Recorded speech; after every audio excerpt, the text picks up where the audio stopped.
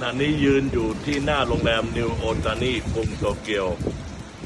ตรงกับเวลาบ่าย2:30ตามเวลาท้องถิ่นและตรงกับเวลาเที่ยงคืนของประเทศไทย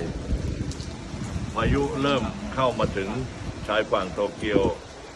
ขณะนี้มีฝนตกหนักแล้วก็ลมยังไม่กระโชกแรงตามคาดการณ์ของกรมอุตุนิยมของญี่ปุ่นประกาศไว้ว่าจะถึงกลางเมืองโตเกียวเวลา3 ทุ่มหรือประมาณ1 ทุ่มของประเทศไทยช่วงนั้นจะมีฝนตกหนักและมีพายุลมแรงก็แกนกลางจะถึงพอดีก็ขอรายงานเบื้องต้นขอบคุณพี่น้องชาวไทยที่เป็นห่วงขณะนี้ยังปกติอยู่แต่คนออกจากนอกบ้านไม่ได้อยู่แต่ในบ้านและโรงแรมร้านค้าทุกอย่างปิดหมดพร้อมทั้งรถไฟฟ้ารถใต้ดินเครื่องบินทุกสายการบินหยุดหมดไม่ให้ขึ้นบิน